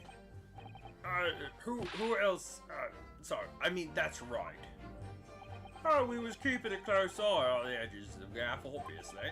But we never thought no one was gonna come out of the back room like that. The back room being the pawnbrokery storeroom? Yeah, that must be where I popped up from. Only place he could have been. So it would seem the victim was already in the storeroom when these brothers entered the premises. Which means Ginny must have been in there at that point as well. That doesn't make sense, does it? If Gina had threatened Mr. Windibank into the storeroom with her at gunpoint, then why would he have emerged from the same room all alone when the brothers arrived? Oh, I don't know. Did you see the accused at that time? What, Voltola? I couldn't tell you. No way, Comma. We had bigger fish to fry then. I mean, the old geezer just lost it.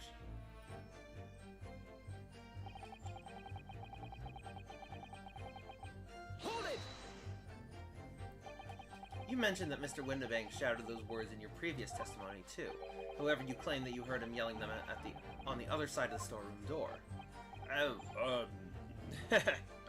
Did we? But the truth is, he was shouting those words at you, wasn't he? Yeah. Was the victim, Mr. Windibank, wielding a gun at the time? Was he ever? Blimey, lummy. A great barrel he had pointed straight at me Frontispiece, whatever. So what you're saying is, you definitely saw Mr. Windibank with the gun at that time, is that right? It is, Gob, it is. But then all of a sudden he came at us, he did. It was bedlam. I don't know who was going for who. You were clearly all going for each other. Like Nash said, we thought we had it. I mean,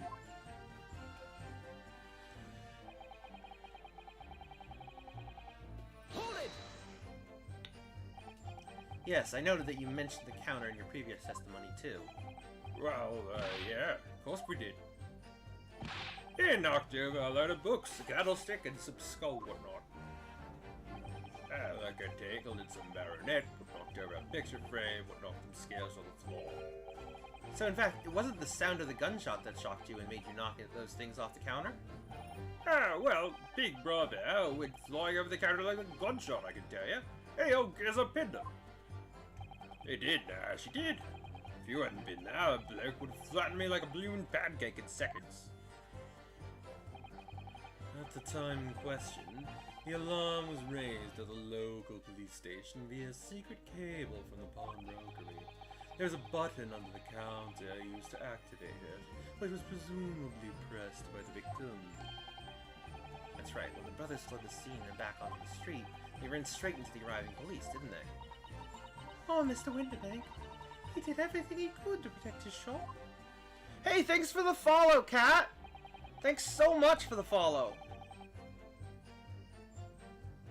Hold it!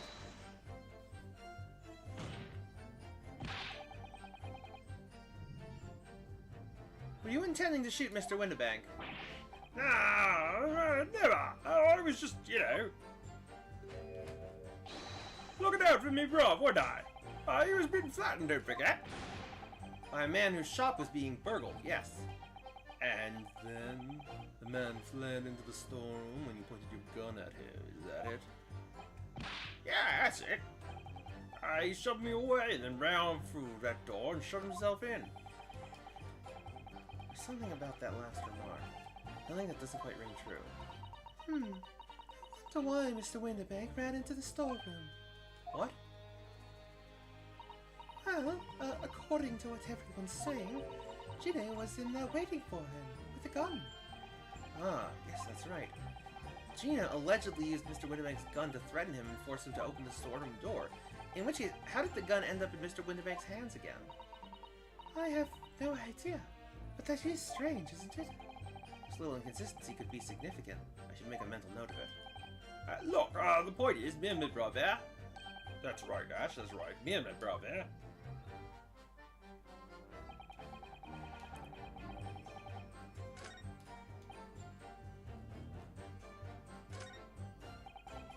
Hold it! You say you had nothing to do with it? Nothing at all. Nothing, guys, nothing. Old geezer went in and shut himself in the back room, didn't he? Locked it was, from the inside. We know it was, because we tried to open it.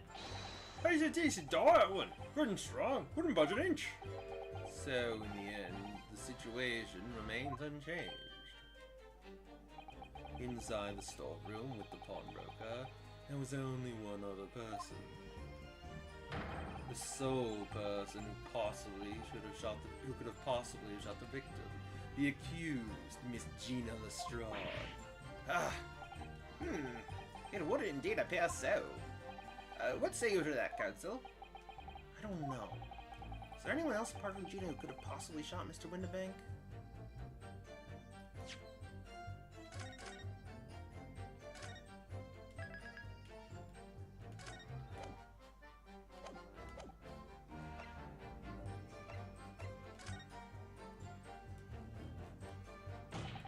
Mr. and Mr. Selkin. What? What's that looked for? From the moment you admitted that you'd encountered the victim face to face that night, the course of this trial changed completely. It did? What is your point, my learned friend? The question we must answer is who could have shot Mr. Winterbank, and it is the belief of the defense that the defendant is not the only possible answer at all. Or after all, whatever it was. Was it at all or after all? It was not the only possible answer at all. Oh, okay. You have my attention. In that case, let us return to this plan of the premises. The victim was killed in the storeroom, which was locked from the inside. Those are the facts, so pray, what other possible answer to the question of who shot the man could there be? Counsel, you must now provide answers to the court in respect of 2 conundrums. 2, my lord? Twice as many chances to be right, maybe? Indeed, namely, from what location did the culprit shoot the victim? And furthermore, where was the victim at the time? Understood, my lord. Are you all right, Reno? I'm not entirely sure, but there's one thing I am sure about. If I can prove that there's a credible new alternative to what happened, it would change Gina's prospects hugely. So now, time for some clarity. Show the court on this plan the answers to the questions posed by his lordship. If you believe someone else could have killed the victim, indicate from where that person could have fired the gun.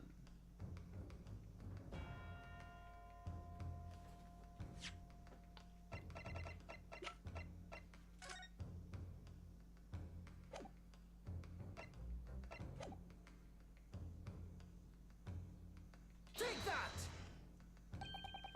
The defense believes that the culprit could have shot the victim from this location here. And in answer to the second question, assuming the culprit fired from the location indicated, where was the victim at the time?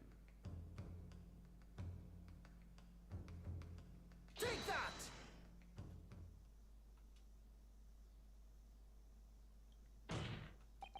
The culprit shot at the victim from outside the storeroom. Continue. Mr. Windibank died instantly from a bullet wound in his back. Looking at the stain of blood on the storeroom floor, it doesn't appear that the body was moved after death, which tells us that he was almost certainly shot while he was in the storeroom.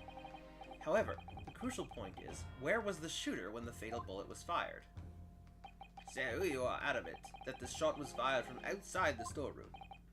Well, according to the Skulkin brothers' earlier testimony, I put a gun on him, and then he legged it through to that door to into the back room. if Mr. Windibank ran away through the door, we have to assume that the door was open at the time. Ah! It was at precisely that moment when the victim was fleeing for his life that these brothers had the perfect opportunity to shoot the man in the back while he was inside the storeroom. Come to think of it, do you remember what the prosecutor said at the start of the trial? Moving on to the findings of Scotland Yard's coroner, his report states that the bullet entered the body on a rising diagonal trajectory. It means the victim was likely shot by someone significantly shorter in height than himself. Poor man, shot when he was running as fast as he could to safety. Ah, of course! He would have been leaning forward as he was running away. So even if the bullet was fired horizontally, it still would have entered his body in an upward trajectory. So the culprit isn't necessarily someone shorter than Mr. Windibank. Objection! I'm sure my learned friend can't have forgotten that the storeroom door was found closed and locked from the inside. You claim the victim was shot as he fled into the room. Do you also claim that his corpse was dexterous enough to turn the key in the lock? But, what if someone else locked the door? Yes, there is someone else who could have locked the storeroom door. Is that so? Very well then, counsel. Present your hypothesis to the court. In the scenario just described, the defense's assertion is that the victim was shot from outside the storeroom. In which case, who shut and locked the storeroom door from the inside? Take that! Obviously, the person who locked the door was the only other person inside the storeroom at the time. The defendant, Miss Gina Lestrade. Objection! That's absurd. You're suggesting that the accused deliberately engineered the sealed room. For what possible reason? Such actions would only serve to tighten the noose around her neck. I'd be glad to agree, I must say. Well, counsel? Ah, yes. That's a tricky one, that, isn't it? F-baked notions have no place in my courtroom, Counsel. Remember that, please. But of course Ginny would have locked the door. It almost goes without saying, doesn't it? It does? Well, if I was Ginny in that situation, I know I would have locked the door as quickly as I could. I mean, those two burglars had just fired a gun in her direction, hadn't they? Oh yes, obviously. Before the two brothers arrived, Miss Lestrade and Mr. Windibank were in the storeroom together. Now, I don't know what went on between them at the time, but at some point, Mr. Windibank must have heard the intruders breaking into his shop and left the storeroom. Intruders, eh? That's us, bro. If your theory is correct, that would leave the accused alone in the storeroom. Yes, it would. Then, probably only moments later, the victim fled back through the storeroom door, hoping to escape danger. Hit in the back by the bullet, Mr. Windibank fell to the floor where he was, just inside the storeroom. And what we have to ask ourselves now is, what would the defendant have done in that moment? Ah, I see where you're going with this. Outside the storeroom was a terrifying killer who had just murdered Mr. Windibank. As soon as that thought struck Miss Lestrade, she slammed the door shut and locked it, in order to save her own life. Hold it! But I mean, we ain't the ones who done it. We ain't, Gov, we ain't. You gotta believe us. I mean, come on. We never shoot near one. You did shoot someone! That's blatantly untrue. I know for a fact that you would, because before my own eyes you shot Mr. Herlock Sholmes. There is only one logical conclusion here. Mr. and Mr. Skulkin, you brothers had every opportunity to have been the true perpetrators of Mr. Windibank's murder.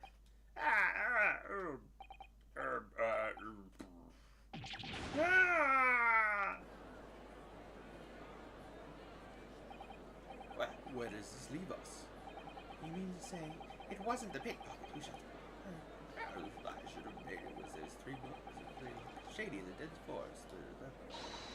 that was amazing, Bruno? All the members of the jury seem to be firmly on your side now. I know, first time ever, and probably the last. Well, I think you've done it. Surely they'll give a verdict, no? An admirable effort, my learned friend. What's this now? He's laughing? You'll find the situation amusing, Lord Van Zieks. I myself find the defense's argument most persuasive. I dare say, such chicanery is the bread and butter of the street performers in your provincial Easterton nation. But such blatantly malicious conjuring tricks amount to nothing more than inexcusable pettifoggery here. What? The hypothesis you put forward so ostensibly credibly cannot and will not stand. Because, you see, it contains a fatal flaw. A fatal flaw? Do you mean to tell me that you're unaware of your own logic's failing? I say, Lord Van Zieks, might be an idea to explain this mollycoddling trick, or whatever it is, to the troops on the ground, eh? The fatal flaw in my learned friend's argument is really very simple to understand. Assuming you're not too dim-witted to count bullets. Aye, George, count bullets? Oh dear. He noticed then. Huh? What's everyone talking about? Counsel, Yes, sir. tell the court, how many bullets were found at the scene of the crime? Two. 2 bullets. Correct. The first, that which hit the victim in the back, ending his life. And the second, that which struck the detective, Mr. Herlock Sholmes, on his arrival at the scene. Indeed. Defense presented a picture showing the damage caused by the second bullet earlier in the proceedings.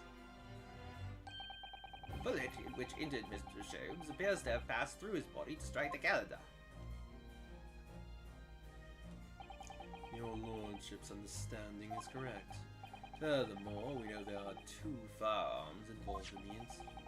The revolver belonging to the victim, Mr. Windibank, and the Skulkin brothers' revolver. The evidence shows that a single bullet was fired from each gun. Yes, indeed it does. A single bullet from each. Now then, my learned friend. You yourself told the court only moments ago that these two brothers shot Mr. Herlock Sholmes right before your eyes. Yes, I did. Oh my goodness! I think you'll find that if the single bullet was fired for the brother's gun hit Mr. Sholmes, it means... Winnebago not shot by same gun. Stop. Only one bullet. Stop. Exactly. Yes, the Snippany Street performer presented an ostensibly credible argument. However, it was never anything more than a diversionary trick with no hope of standing up to scrutiny. And that's where we'll end it.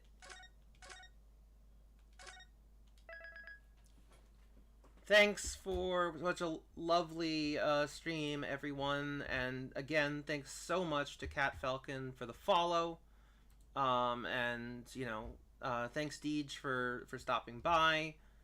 And I will see you guys next on Saturday, where we're going to be starting Monkey Island 2. I'm so excited to show you guys that. I will see you then. Bye-bye.